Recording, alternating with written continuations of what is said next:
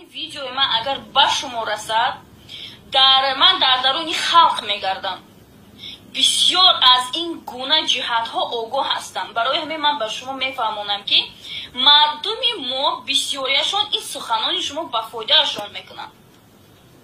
میگیرن یک مرد یک زن به گواه خودشون به خودشون نکاح میکنن، شپیده میگردن. به این سوال من جواب گویید. شخص با نکاح فاسد ان اقترح به شاهد زن را نکاح کرده گرفتو چند سال زندگی کرد.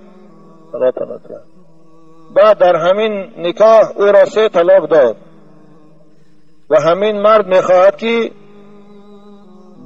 به حلاله همین زن را دویم باره نکاح کرده گیرد. آیا این درست است؟ خب اولش که اون نکاحی که پیشتر داشت نکاح فاسدش نکاح نیست. بنابراین این طلاقی که کرده خاصیت و خاصیت این طلاق واقع نمی شود، زیرا که زنی بیگانه را طلاق کنند نکنه طلاق نیست. اکنون این جوان اولش که مصیبت است، اولش که عیب است برای مسلمان که با نکاح فاسد با زن ازدواج کند. نکاح فاسد حکم زنا را دارد و نکاح نیست.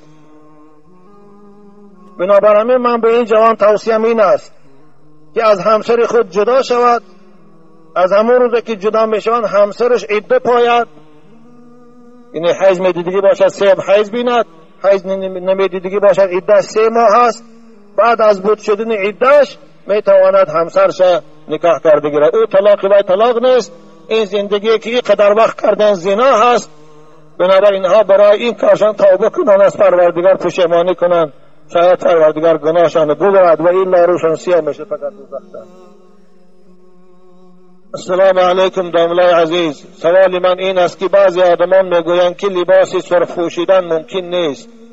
آیا این لباس سرخ پوشیدن از نظر اسلام درست هست یا نه؟ با احترام یک مخلص دائمی شما. نه عزیزان، این تو نیست. لباس چی سرخ است و چی سبز و چی کبود همش درست است پوشیدنش.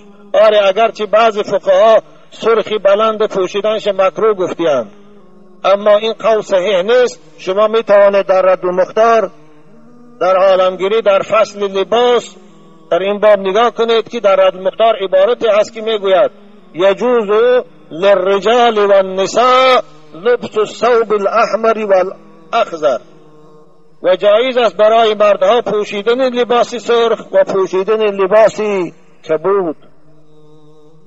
هیچی باقی نداردین. حتی بعض امام شرمبلانی خدا رحمت کنه در این باب رساله مخصوص نوشته، با دلیل‌های زیاد حتی پوشیدن لباس سرخ مستحب گفتیان.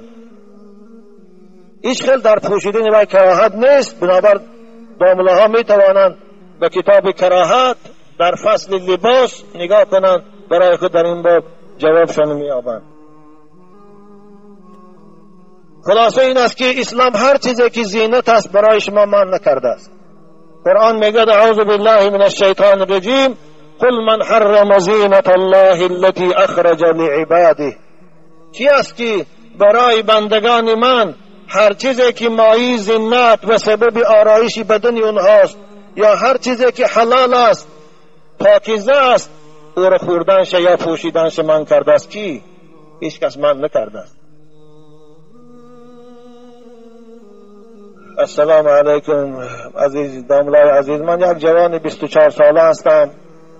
از نافهمی دندانهای طلا گذاشتم.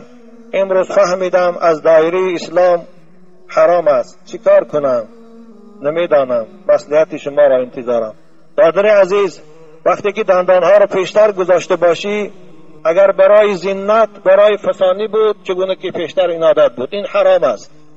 چرا که اسلام طلا را همچون زینت استفاده بردنش برای مردها حرام کرده است. چه دندان باشد، چه چله باشد، چه ساعت باشد، چه گردنبند باشد، چه یعنی روشکه باشد. اما اگر افت شما دندان به خاطر ضرورت کرده باشید که دندانات ویران شده بود یا افتیده بود یا سیاه شده بود، به خاطر این کرده باشید، اگر این باقی ندارد این یعنی جایز است. درباره دندان اون کس بحث دارد، مولانا خدا نظر با هم مراجعت کنند. در آن دلیل‌های خود می‌آورند. بنابر من اینقدر به شما میگم که هیچ باطلی ندارد اگر شما برای خاطر ضرورت کرده باشید.